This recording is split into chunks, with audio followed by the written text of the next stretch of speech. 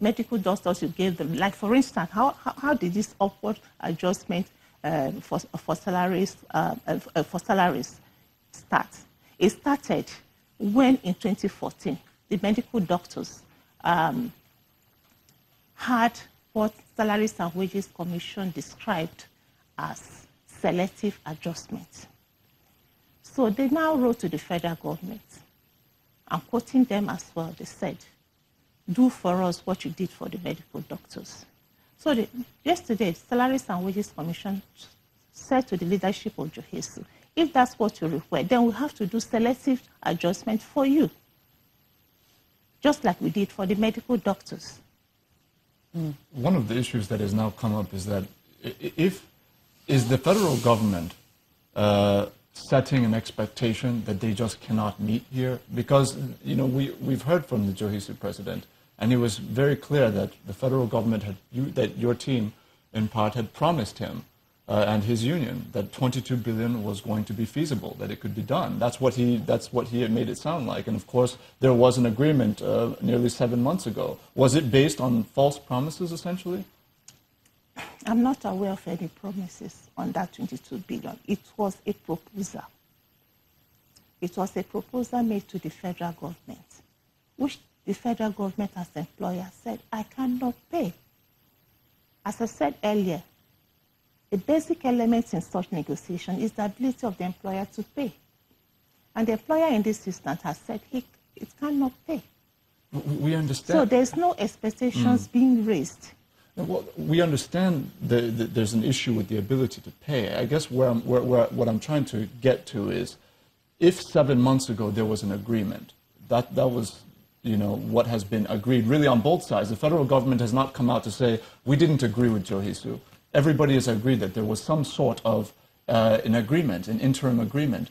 What were the terms of that interim agreement that was agreed to, and what has been abridged in your view? Let me get you right. You're saying 7 months ago there was an agreement to pay 22 billion. No. I'm talking about the larger issues. 22 billion, he said, Mr. Josiah, he said 22 billion was agreed. You're disputing that. What I'm now saying is, if there was an interim agreement 7 months ago, and the federal government and Johesu both agreed that there was some sort of an agreement on the table, what were the terms of that agreement and what has been abridged? Maybe we would like to see the agreement.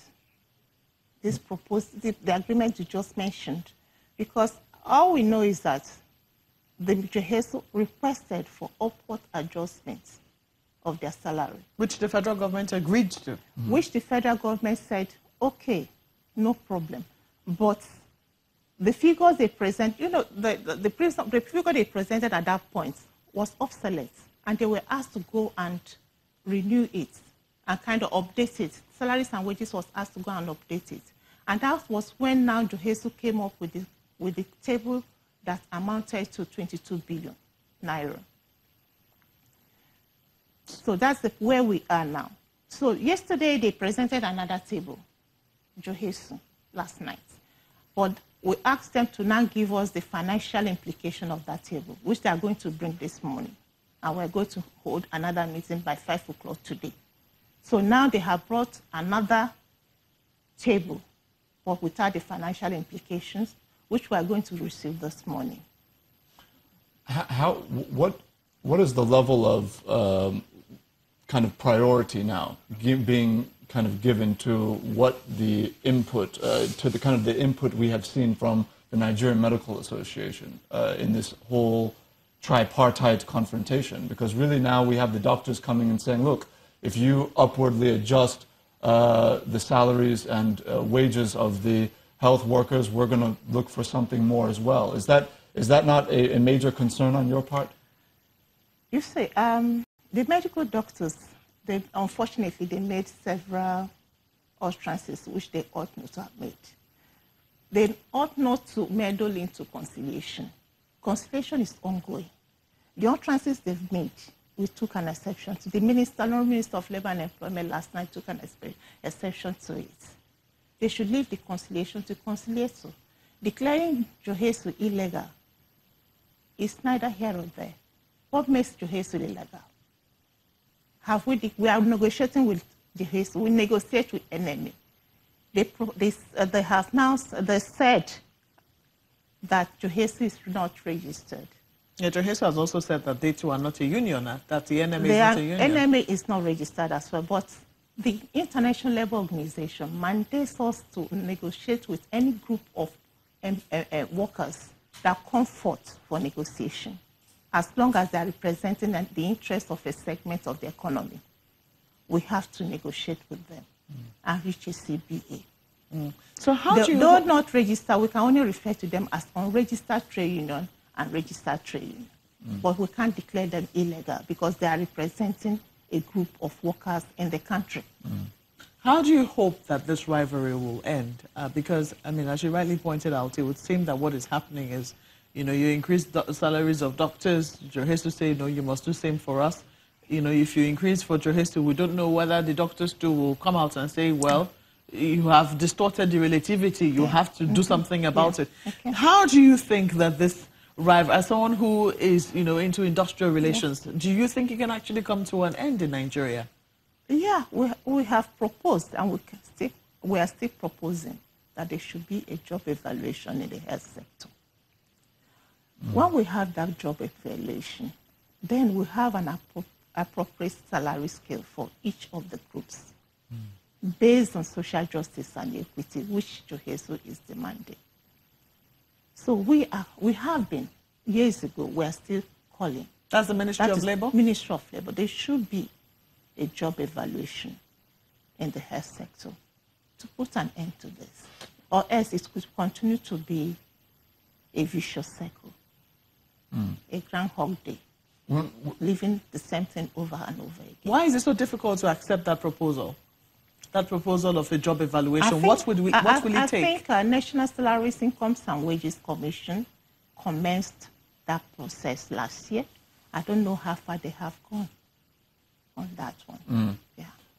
Do you think if there was an amendment to the Constitution to move labor matters from the exclusive list to the concurrent, and we had a scenario in which state houses of assembly could make laws to address some of these issues, and state governments could interface directly with some of the labor unions within their states, do you think that might address some of these critical, systemic, kind of perpetual problems we've seen across sectors in terms of labor relations? What would that do? What would that achieve? Well, for example, if in a state like River State that has more, funding capacity than a state like Yobe, they were able to now adjust the salaries and wages according to what they could afford to pay, would it not take pressure off of a federal government that has finite resources and has to address everybody fairly at the same time? I don't think that's the problem because, for instance, we have what we call national minimum wage, which the federal government puts in place based on this exclusive list jurisdiction. Some states are still unable to meet up with that particular minimum wage. It's a minimum wage that any other state can pay or exceed if they have the capacity to do so. So what you are proposing, I don't think is going to solve any problem. They can still top up the salaries of their employees who are in the states based on the framework given by the federal government. So doing what you just proposed, it's not going to solve nothing. Well, we have to thank you most kindly for coming on Sunrise Daily. Mrs. Clara Aide is Special Advisor Technical to the Minister of Labour. Sunrise Daily will continue in a moment. Please stay with us.